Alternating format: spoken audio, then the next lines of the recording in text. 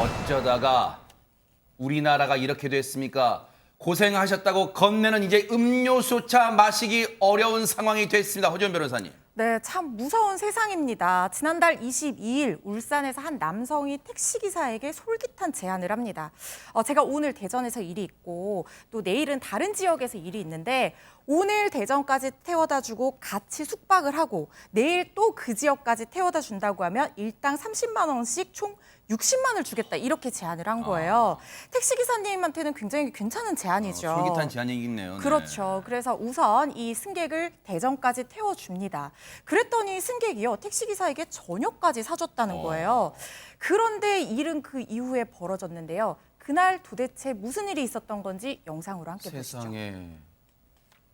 네, 대전의 한 숙박업소 늦은 밤 영상입니다. 네. 저녁을 먹고 올라온 두 사람인데요. 앞에 가는 사람, 이 까만 옷 입은 분이 바로 택시 기사님이고요. 네. 승객의 것으로 보이는 저 커다란 여행 가방까지 들어주는 모습입니다. 이분이네. 뒤에 저 무늬가 있는 셔츠를 입고 있는 사람이 바로 승객인데요. 네. 두 사람 같이 방으로 들어갑니다. 네. 그런데 이후에 저 나오는 사람이 바로 승객인데요. 네. 혼자 방을 나와요. 옷을 갈아입고요. 네. 들어갈 때랑 다른 그러네요. 옷입니다. 그리고 택시기사가 들었던 여행용 가방을 끌고 곧바로 숙박업소를 혼자서 빠져나옵니다. 왠지 지금 분위기가 좀 으스스한데 더 방에서 대체 무슨 일이 있었던 걸까요? 김현주 평론가님.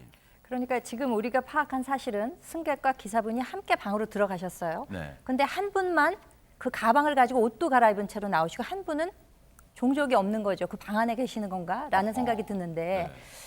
이 지금 그 기사분께 그 방 안에서 승객이 아우 정말 장거리 운전하느라고 굉장히 수고하셨다라면서 음료를 권하게 됩니다. 그러면 저녁 식사도 했기 때문에 당연히 마시는 그런 상황이 연출되지 않았겠습니까?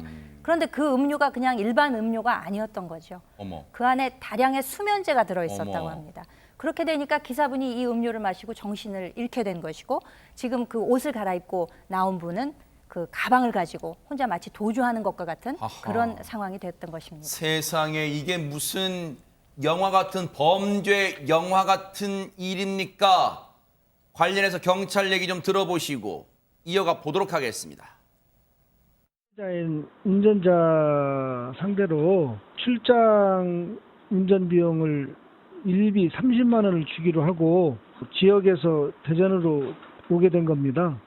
그래서 하룻밤을 묵고 그 다음에 또 제 3회 장소로 이동하기 했던 걸로 식사를 하고 피곤할 테니 피로회복제라고 하면서 이제 이를 마시고 주무시면은 피로가 풀릴 것이다 라고 했기 때문에 의심 없이 그 음료수를 먹고 나니까 잠이 들었던 거죠. 그 다음 날 이제 잠에서 깨어나 보니 차량 키와 휴대폰과 카드가 없어졌던 거예요. 그래서 그 가족분들이 연락도 안 된다 해가지고 실종 신고를 냈고 기사님도 신고도 했고. 세상에 어떻게 이런 짓을 할 수가 있어요? 저 몹쓸 남성을 잡았을까요? 안진용 기자님. 잡았습니다. 아하. 네, 다른 지역으로 도주를 했는데 경찰이 검거해서 구속을 했습니다. 네. 그런데 확인해 보니 이 승객 출소한 지 6개월 된 전과자였는데요. 어머. 더욱 놀라운 건요. 네. 30대 후반인 이 남성, 이 범죄 이력 조회해 보니 무려 전과 27범이었습니다. 세상에 전과 27범요? 나이가 얼마 되지도 않았던 것 같은데 전과 27범요? 관련해서 경찰 얘기 마저 들어보시고 이어가 보도록 하겠습니다.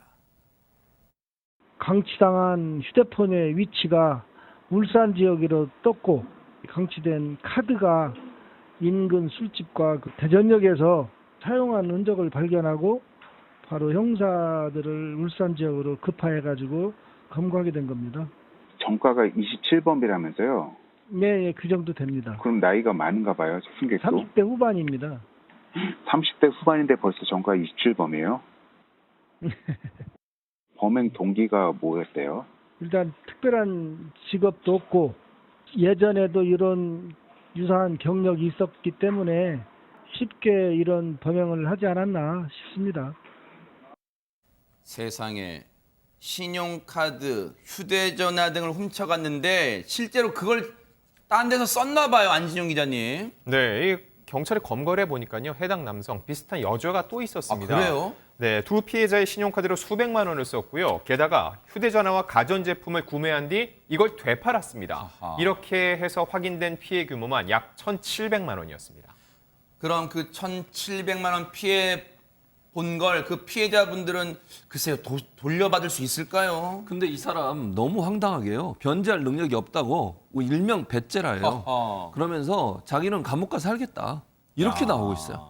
이건 정말 화나는 그러니까요. 부분이잖아요. 아니 본인이 잘못한 것도 잘못한 거지만 그 사람들한테 저 택시 기사님이 얼마나 오랫동안 돈 벌어서 마련한 얼마나 돈입니까? 피땀 흘려 번 그러니까 돈이에요. 그 돈을 가져가고 나 이제 못 갚으니까 나 감옥 갈 테니까 알아서 해라. 이렇게 지금 나오고 있는 상황이어서 네. 더 지금 황당한 상황이라고 말씀드릴 수 있습니다. 혹시 피해자분들이 저 몹쓸 짓을 한 남성의 뭐 가족이나 다른 사람을 청구하는 방법 그런 것은 현행법으로는 안 되는 거예요, 허준 변호사님? 그렇죠. 뭐 가족이 어떤 책임을 대신 지는 것은 사실은 불가능하고 저도 이제 현장에서 사건하면서 가장 이제 안타까운 경우가 이렇게 자력이 없는 사람한테 피해를 입었을 때 강제 집행이 안 될 때 현실적으로 그때가 이제 제일 억울한 경우거든요.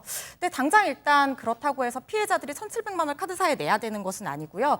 도난 분실 신고를 적기에 그 기간 안에 했다라고 하면 일단 부정 사용에 대한 책임은 면책이 되게 돼 있습니다. 그래서 결국에는 이제 카드사에서 대금 보전 의무가 있기 때문에 가맹점에 대금을 주고 나중에 이 사람들에게 구상 청구를 하게 되는 그래서 카드사에서 이런 경우에 대비해서 보험도 많이 가입돼 있거든요.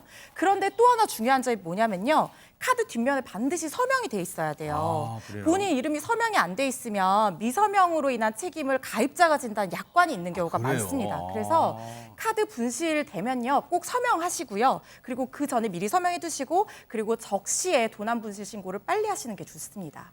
이게 나한테는 이런 일이 안 일어날 거야. 진짜 그런 생각은 버려야 될 것 같아요. 꼭 카드 받으시면 수령하시면 뒷면에 자신의 서명을 해 두시면 최소한 이런 일이 물론 안 일어나겠지만 이런 일이 일어났을 때 보전받을 수 있다는 거 명심하시기 바랍니다. 정말 막무가내로 사는 몹쓸 남성 남의 눈에 눈물 나게 하면 자신 눈에 피눈물 난다는 거 명심하기 바랍니다.